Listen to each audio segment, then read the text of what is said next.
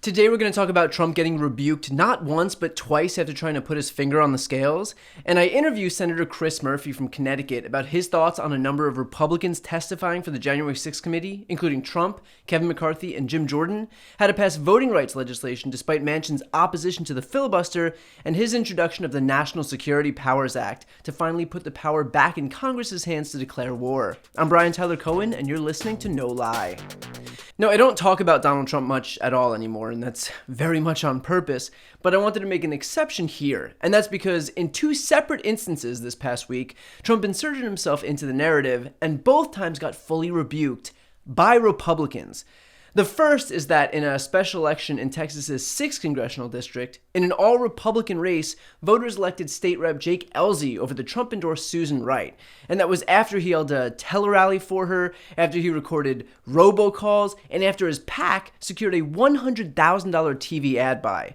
And of course, Republicans are falling over themselves to convince everyone that Trump's star isn't fading, with even Trump himself coming out afterwards and saying, quote, "I don't want to claim it is a loss. This was a win. The big thing is we had two very good people running that were both Republicans. That was the win." In other words, if a Trump endorsement wins, it's a win. And when a Trump endorsement loses, it's a win, which is super convenient, I gotta say.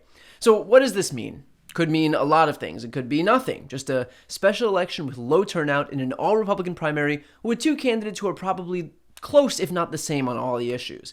It could mean that voters are pushing back against Trump. Joe Barton, who'd held the 6th district seat for over 3 decades before Ron Wright, whose death from COVID triggered this special election, said that Trump, quote, "should not have gotten involved in this race. It was a mistake." Or it could mean that Trump voters are just that, Trump voters. And when Donald Trump himself isn't on the ballot, his fans really aren't interested in going to a voting booth. We had evidence of that in 2018 with Democrats' blue wave, but then again, midterms are generally a rebuke against the party that's in power, since voters for the party in power tend to be complacent. All of that is to say that there's no way to be sure what this means, if it means anything at all. But if you look at this as a bellwether for midterms, when Trump won't be on the ballot, but he will be sure to endorse candidates across the party, then one major possibility is that Trump's endorsement isn't exactly the golden ticket that Republicans like to tell themselves that it is. But it wasn't just the Texas special election where Trump inserted himself and failed. Trump also butted in on infrastructure negotiations. Now, you might remember Infrastructure Week from the 200 weeks of it during the Trump era. Here's just a minor sampling of what that looked like. Rebuild the country's infrastructure. Nobody can do that like me. I'm a great deal maker. That's what I do. Who's better at infrastructure than Trump? Okay. Infrastructure is a great thing for me. Infrastructure. We're working very strongly on an infrastructure package. We call it Infrastructure Week. Nobody could do that like me, he says. Didn't get it done in 4 years. Biden did it in 6 months. But anyway, knowing full well that Infrastructure Week was reduced to a punchline during Trump's presidency, and knowing that his skin is as thin as a butterfly's wing, Trump obviously had a vested interest in making sure that Infrastructure Week didn't actually happen. He trashed McConnell for even entertaining the prospect. He spoke with allies to get them to walk away from negotiations, but didn't make much of an impact, if any, considering the bipartisan infrastructure plan overcame its first hurdle by passing with a 67-32 cloture vote in the Senate. Now, as far as Trump's attempts at undermining it go, one Republican aide explained, quote, "I don't think there's a lot there. It's not reverberating here. I don't think Rob Portman sees this and goes, oh no, I have to give up." And clearly, with the bill passing with 17 Republicans, that assessment was correct. Now, a Trump aide had pretty effectively voiced their frustration with the Republican conference, saying they had 4 years to do an infrastructure deal with someone who knows infrastructure and actually builds buildings. And then the aide added, "Oh, I'm just speaking for myself. He," meaning Trump, hasn't said, "Oh, they should have done it with me. But if they actually wanted infrastructure, they would have done it when President Trump was in there." Which, my God, right. The Donald Trump we all know would never say that. That's just the aide's personal feelings. But okay, still they're sticking with this story. According to Politico, Trump's aides are insisting that his opposition is based on the merits because he's worried about inflation and, quote, opposes additional spending and believes the framework of the potential compromise is too far tilted toward environmentally conscious projects and not hard infrastructure. And okay, this is just an incomprehensible smattering of buzzwords, so I'm not going to engage here, other than to say, if Donald Trump was actually worried about inflation, You would think he'd have taken a little more seriously a pandemic that would go on to cripple our economy and destroy every last job created during his entire term.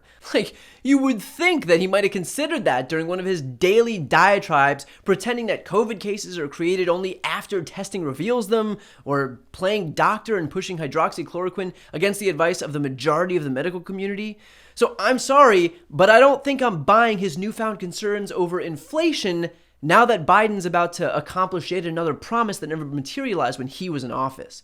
So look, as far as Trump's forays into the political arena have gone lately, I think this is significant not just for the embarrassment factor, although that would be satisfying unto itself, but I think it's a testament to the guy's electoral impotence. There's this myth of Trump that's being propped up by these groveling elected officials who can't kiss his ass fast enough that he's some magician. But he's not. He's not especially popular. That's not to say that his popularity on the right isn't high, because of course it is, but it certainly isn't nearly as high as you'd think by the way that the Jim Jordans and Matt Gaetzes of the party take up residence in the guy's colon. He is the first one-term president in 30 years since George H.W. Bush.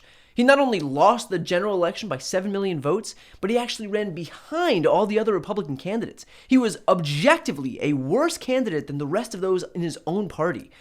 So I get that they're scared of him. I get that they feel like they need to grovel. I get that they've decided he's powerful, but it's really just because they're giving him power. When it comes to voters in general, beyond his shrinking base, they're not afraid to reject him. From November 3rd across the country to Texas's 6th congressional district. And if elected officials in the GOP didn't willfully contract every ounce of their own power to this guy, they'd probably realize that he's not as strong as they've made him out to be. Some last notes here. This is our last week raising money for the Texas Democrats who fled to Washington, D.C. to deprive Republicans of the quorum needed to pass their voter suppression bill. They may have to flee the state again if Governor Abbott calls another special legislative session.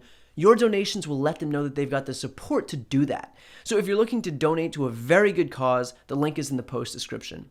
And as always, if you'd like to support voter registration and voter outreach groups in 9 key states ahead of the 2022 midterms, you can donate to the Don't Be a Mitch Fund, and the link is also in the post description. And remember, right now is when elections are won. It's who does the work in the off-season that'll determine who holds the House and the Senate in November of 2022. To listen to my interview with Senator Chris Murphy from Connecticut about his thoughts on a number of Republicans testifying for the January 6th committee, including Trump, Kevin McCarthy, and Jim Jordan, how to pass voting rights legislation despite Manchin's opposition to the filibuster, and his introduction of the National Security Powers Act to finally put the power back in Congress's hands to declare war, check out the interviews playlist on my YouTube channel.